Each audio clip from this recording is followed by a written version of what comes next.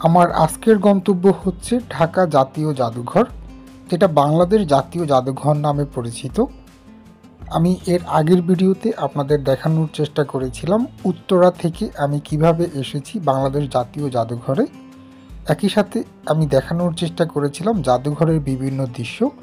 আজকের ভিডিওতেও আমি চেষ্টা করব জাদুঘরের আরও কিছু দৃশ্য আপনাদের ঘুরে দেখানোর জন্যে।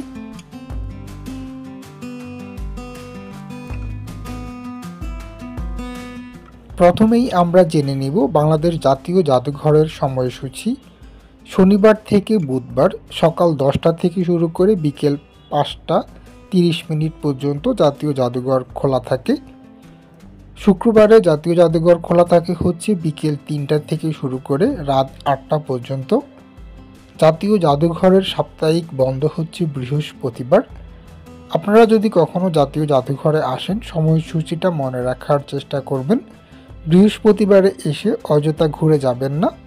আর শুক্রবারে আসলে বিকেলে আসতে হবে, বিকেল 3টা থেকে রাত 8:30টার মধ্যে।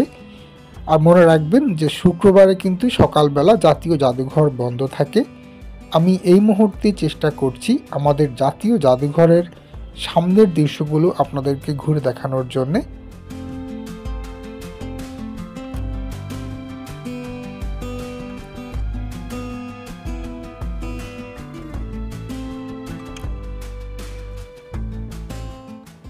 এবার জেনে নেওয়া যাক বাংলাদেশ জাতীয় জাদুঘরের প্রবেশ মূল্য।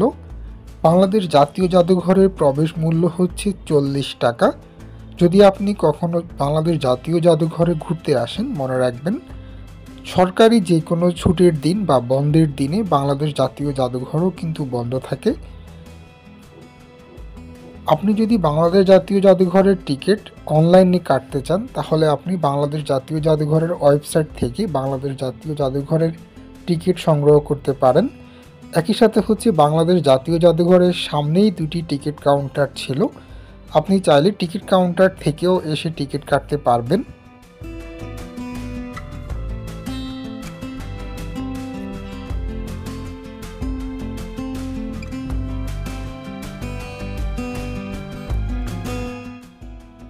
যেমনটা বললাম আমি এই মুহূর্তে চেষ্টা করছি আমাদের বাংলাদেশ জাতীয় জাদুঘরের সামনের দৃশ্যগুলো আপনাদেরকে ঘুরে দেখানোর জন্য। বাংলাদেশ জাতীয় জাদুঘরের ভিতরে প্রবেশ করার পরে প্রথমেই আপনারা বেশ কিছু কামান দেখতে পাবেন। এই কামানগুলো বাংলাদেশের বিভিন্ন জায়গা থেকে এনে জাদুঘরে সংরক্ষণ করে রাখা হয়েছে। একটু ভিতরের দিকে হেঁটে গেলেই আপনারা দেখতে পাবেন বাংলাদেশের প্রথম সংবিধান মুদ্রণ করা মেশিন। এই মেশিনটিও বর্তমানে জাতীয় জাদুঘরের ভিতরে রয়েছে।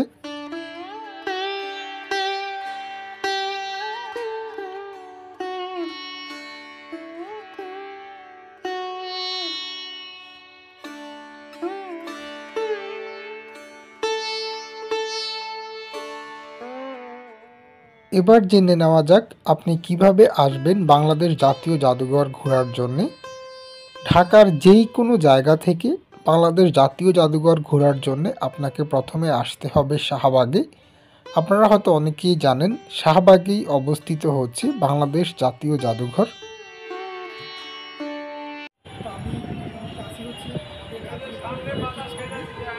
বাংলাদেশের বিভিন্ন জায়গা থেকে কিন্তু এই কামানগুলোকে এখানে বানানো হয়েছে। আপনারা হয়তো অনেকেই জানেন বিভিন্ন সময় কিন্তু যুদ্ধের সময় কিন্তু এই কামানগুলো ব্যবহার করা হতো।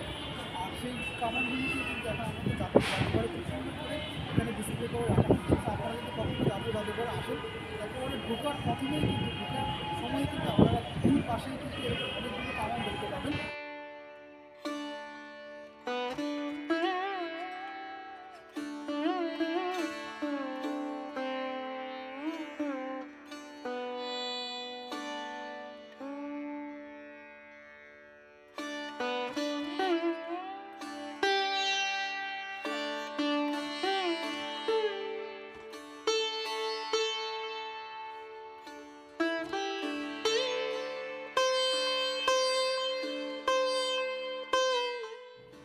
এখানে এক একটা গ্যালারি যেন বাংলাদেশেরই প্রতিচ্ছবি।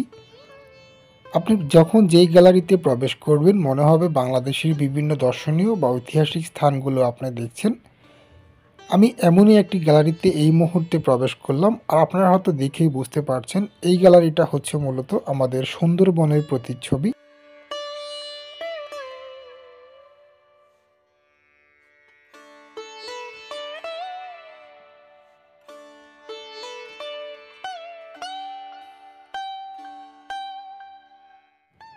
আমি এই মুহূর্তে যেই গ্যালারিটাতে অবস্থান করছি, এই গ্যালারিতে আপনারা দেখতে পাবেন বাংলাদেশের ৬৪ জেলার মাটি দিয়ে তৈরি করা বাংলাদেশেরই একটি মানচিত্র।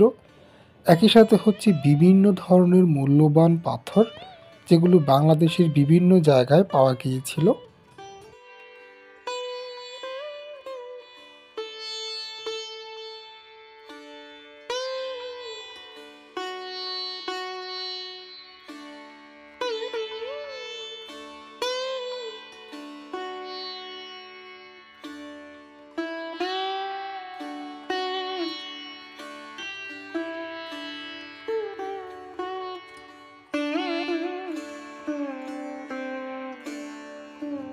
আমাদের ঢাকা জেলা সহ বাংলাদেশের বিভিন্ন জায়গা থেকে প্রত্যেক দিন অসংখ্য দর্শনার্থী বাংলাদেশ জাতীয় জাদুঘর ভ্রমণ করার জন্য আসে। যদি আপনি কখনো বাংলাদেশ জাতীয় জাদুঘর ভ্রমণ করতে আসেন, চেষ্টা করবেন সকাল সকাল আসার জন্য। আমি আগেই বলেছিলাম বাংলাদেশ জাতীয় জাদুঘরের অবস্থান হচ্ছে ঢাকার শাহবাগে।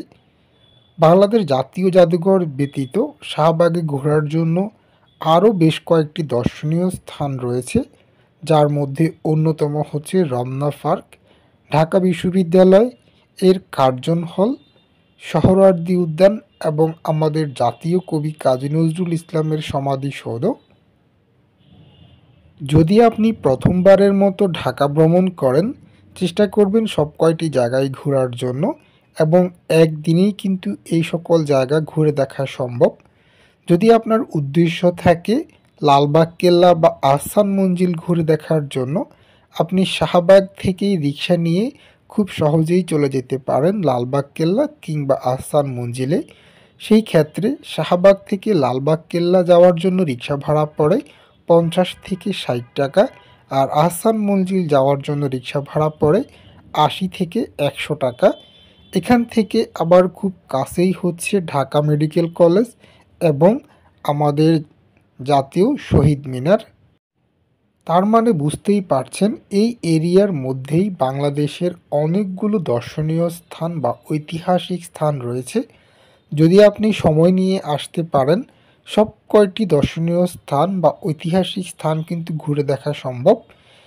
এই মুহূর্তে আমি জাদুঘরের ভিতরের দৃশ্যগুলো আপনাদেরকে দেখানোর চেষ্টা করছি, আর দেখেই হয়তো বুঝতে পারছেন এটা হচ্ছে অজগর সাপের চামড়া। এছাড়াও এখানে আরও বেশ কিছু প্রাণী রয়েছে, যেগুলোকে আসলে এখানে পয়জিং করে রাখা হয়েছে।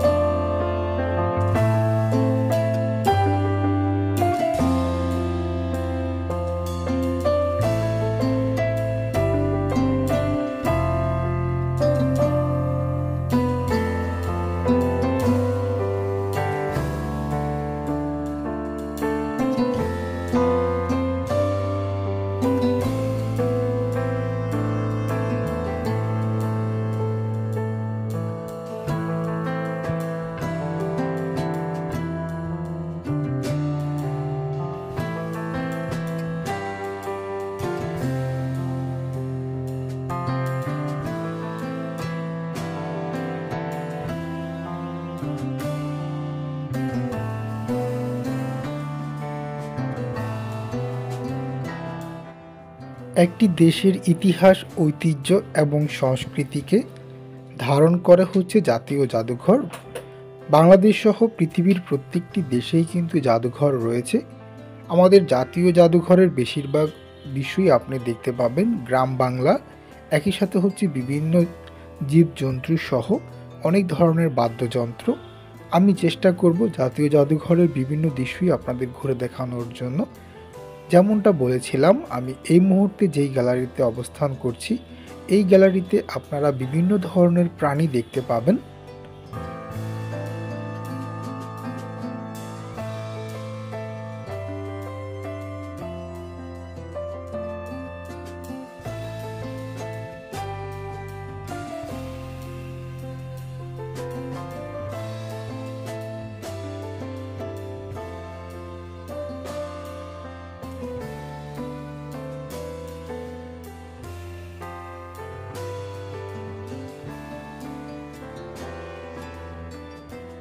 এই গ্যালারিগুলোর মাধ্যমে মূলত দেখানোর চেষ্টা করা হয়েছে বা ফুটিয়ে তোলার চেষ্টা করা হয়েছে বন্য পরিবেশে জীবজন্তুগুলো কিভাবে বসবাস করে, অথবা বিভিন্ন ঝোপঝাড়ের মধ্যে প্রাণীগুলো আসলে কিভাবে থাকে। আপনি যদি কখনো জাতীয় জাদুঘরে ঘুরতে আসেন, আপনি এই দৃশ্যগুলোই দেখতে পাবেন। বলে রাখা ভালো, আমাদের জাতীয় জাদুঘরে কিন্তু 4 তলা, এবং আমি এই মুহূর্তে দোতলায় অবস্থান করছি আর চেষ্টা করছি দোতলার দৃশ্যগুলোই আপনাদেরকে ঘুরে দেখানোর জন্যে।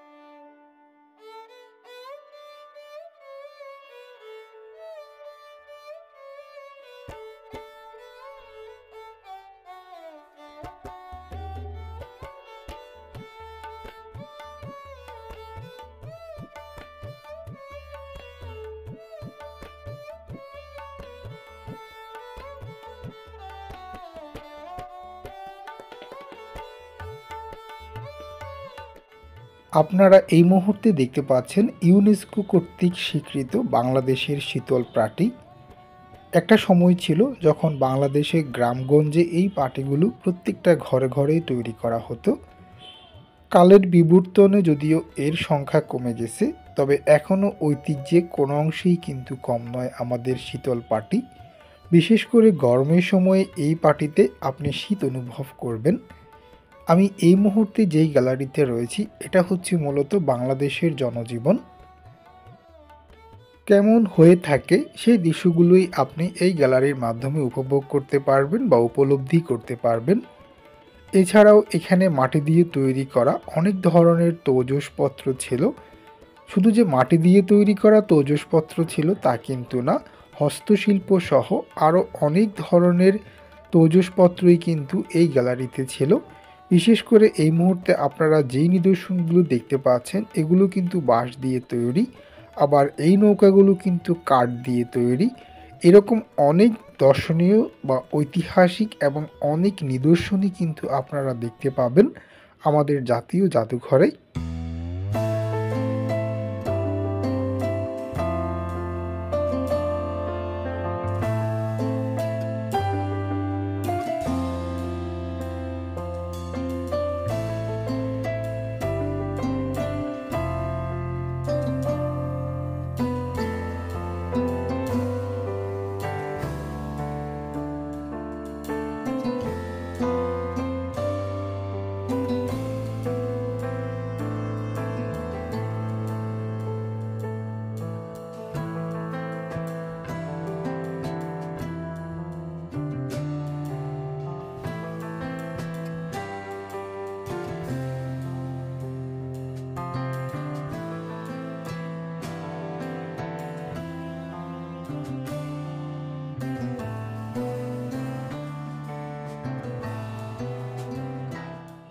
যেমনটা বলেছিলাম, আমাদের জাতীয় জাদুঘরের বেশিরভাগ অংশ জুড়েই কিন্তু উপস্থাপন করা হয়েছে বাংলাদেশের জনজীবন।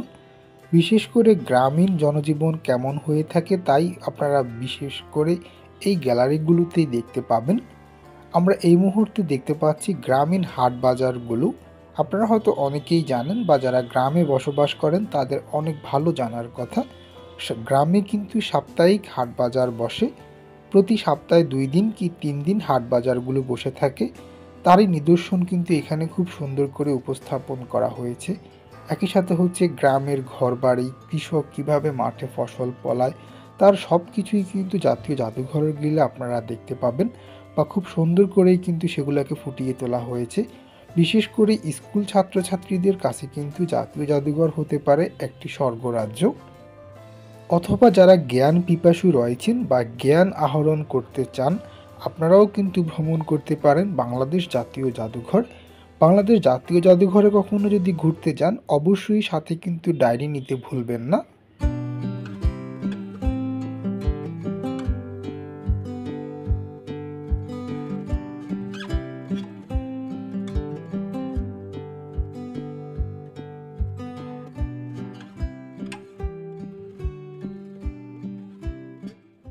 এই গ্যালারিগুলোতে উপস্থাপন করা হয়েছে বাংলাদেশের পাহাড়ের মানুষজন কিভাবে বসবাস করে তারই চিত্র।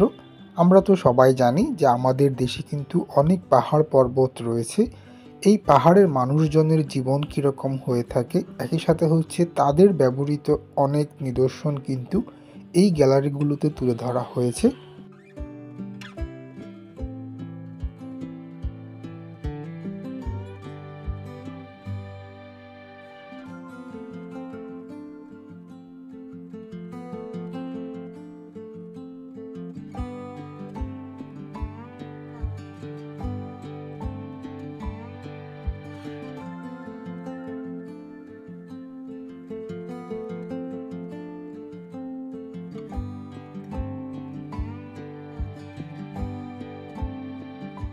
বাংলাদেশ জাতীয় জাদুঘরের ভিতরে ছোট্ট একটি বিশ্রাম কক্ষ রয়েছে। এটা হচ্ছে বাংলাদেশ জাতীয় জাদুঘরের ৩ নম্বর ফ্লোর বা ৩য় তলায়। ঠিক বিশ্রাম কক্ষের পরেই আপনারা দেখতে পাবেন বাদ্যযন্ত্রের গ্যালারি। এখানে অনেক ধরনের বাদ্যযন্ত্র আপনারা দেখতে পাবেন, যেগুলো কোনো একটা সময় অনেক বেশি জনপ্রিয় হলেও বর্তমানে কিন্তু এর ব্যবহার একেবারেই নেই বললেই চলে।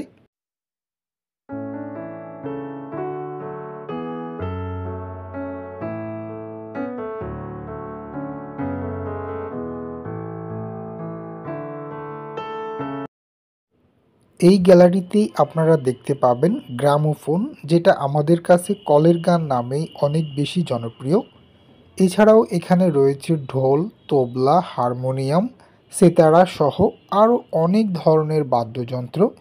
এই মুহূর্তে আপনারা দেখতে পাচ্ছেন পাহাড়িদের ব্যবহৃত কিছু বাদ্যযন্ত্র।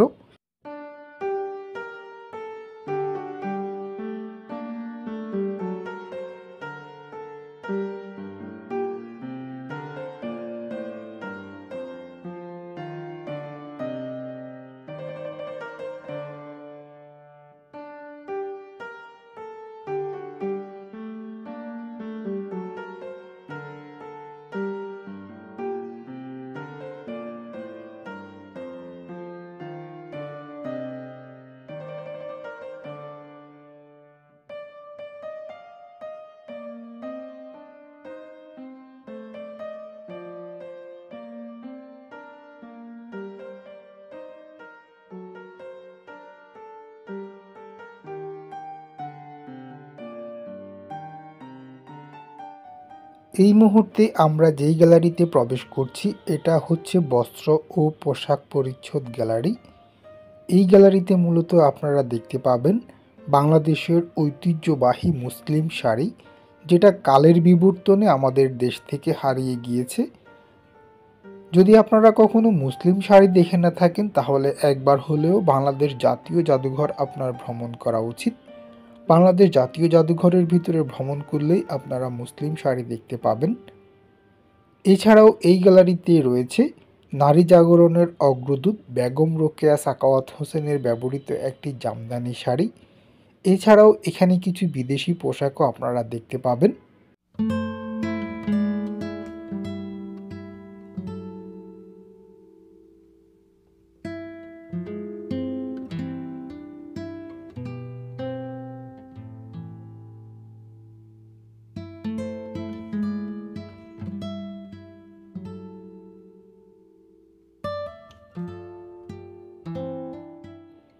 ভারত উপমহাদেশের ঐতিহ্যবাহী পোশাক হচ্ছে কাশ্মীরি পোশাক।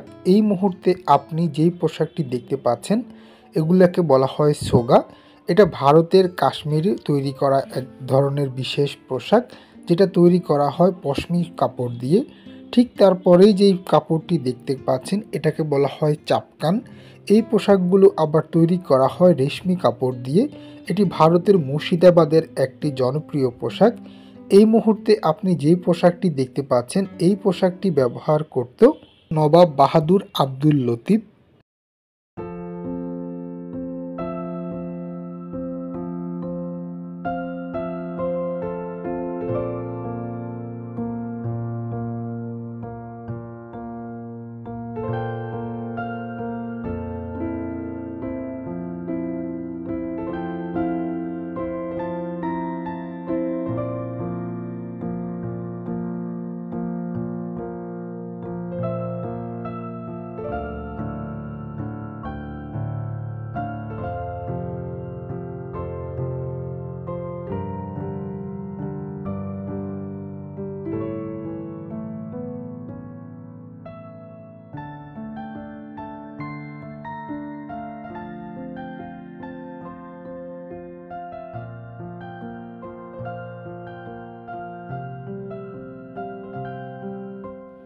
এই মুহূর্তে আমরা যেই গ্যালারিটাতে অবস্থান করছি এটা হচ্ছে মূলত নকশি কাঁথার গ্যালারি।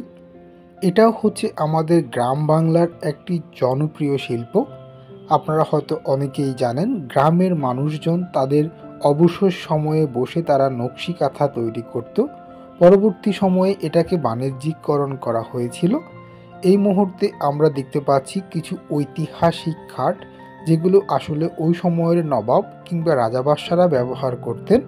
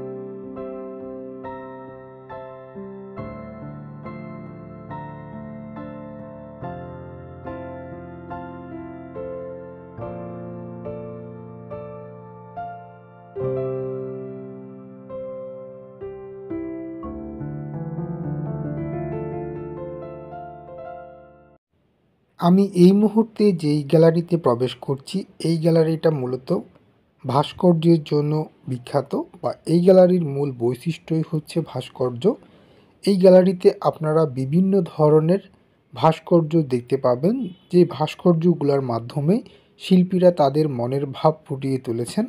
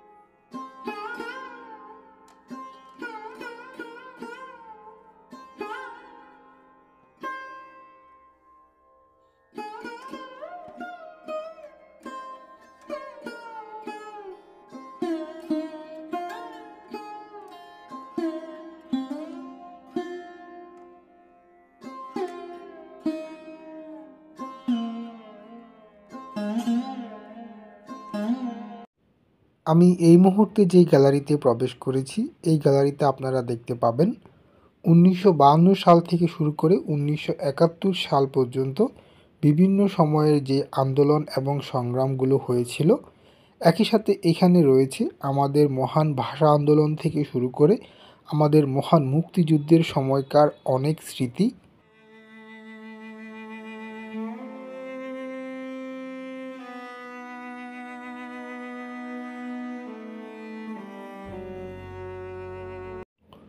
আপনারা এই মুহূর্তে দেখতে পাচ্ছেন ভাষা শহীদ আব্দুল জব্বারের ভাস্কর্য।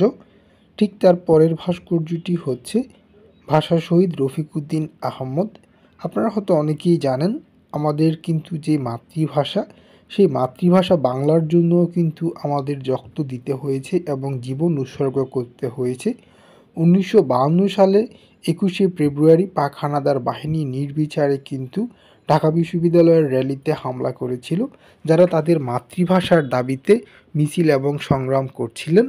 তাদের স্মরণেই কিন্তু জাতীয় জাদুঘরে বেশ কয়েকটি ভাস্কর্য রয়েছে। আপনারা হয়তো অনেকেই জানেন পৃথিবীর ইতিহাসে আমরাই একমাত্র জাতি যারা তাদের মাতৃভাষার জন্য রক্ত উৎসর্গ করেছিল বা রক্ত বিলিয়ে দিয়েছিল।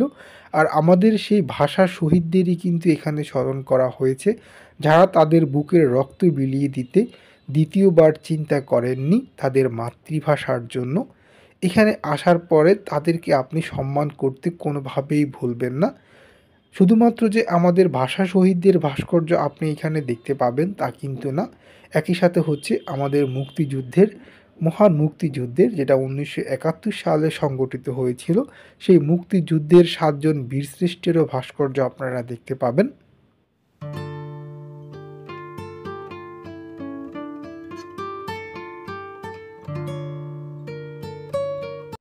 বাংলাদেশ জাতীয় জাদুঘরের ভিতরেই আপনারা দেখতে পাবেন বাংলার ভাগ, শেরেবাংলা একে ফজলুল হকের ব্যবহৃত একটি টুপি। এই মুহূর্তে আমি চেষ্টা করছি আমাদের 60 জন বীরশ্রেষ্ঠের ভাস্কর্যগুলো আপনাদের ঘুরে দেখাতে।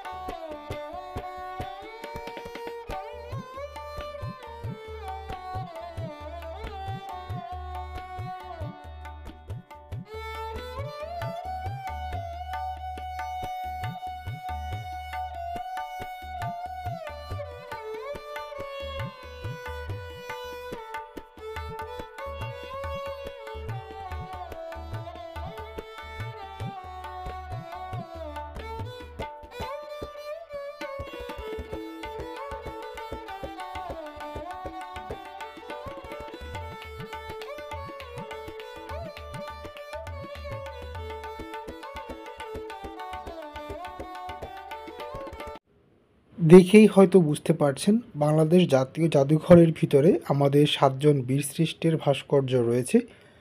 আমি আজকের ভিডিওতে মূলত চেষ্টা করছিলাম যে বাংলাদেশ জাতীয় জাদুঘরের বিভিন্ন দৃশ্য আপনাদের ঘুরে দেখানোর জন্য। একটা ভিডিওতে আসলে পুরো জাদুঘর ঘুরে দেখানো কখনোই সম্ভব না, কারণ জাদুঘরের মধ্যে অনেক ঐতিহাসিক এবং অনেক নিদর্শন রয়েছে। তো আপনারা যদি কখনো জাদুঘর ঘুরতে যান, সময় নিয়ে যাবেন, যেমনটা আগেও বললাম, চেষ্টা করবেন সকালের দিকে যাওয়ার জন্য, তাহলে অনেক কিছু সময় নিয়ে দেখতে পারবেন। আমরা এই মুহূর্তে চলে এসেছি বাংলাদেশ জাতীয় জাদুঘরের 4র্থ তলায়, আর চেষ্টা করছি 4র্থ তলার দৃশ্যগুলো আপনাদের ঘুরে দেখাতে।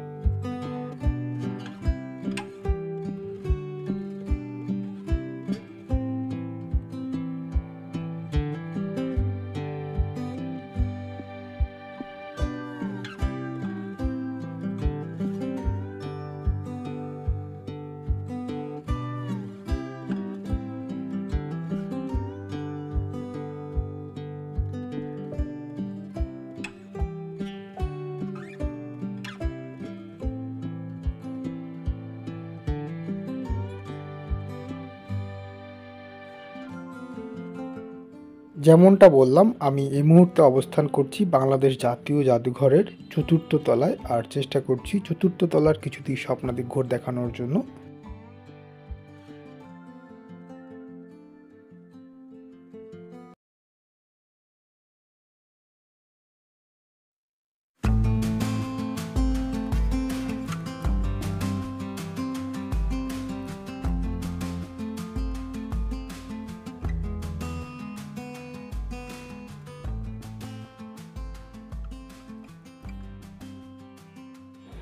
আমি এই মুহূর্তে বাংলাদেশ জাতীয় জাদুঘর ভিতর থেকে বের হয়ে চলে এসেছি।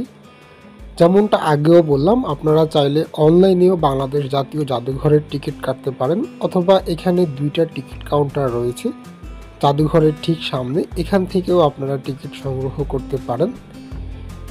এটাই হচ্ছে বাংলাদেশ জাতীয় জাদুঘরের সামনের দৃশ্য।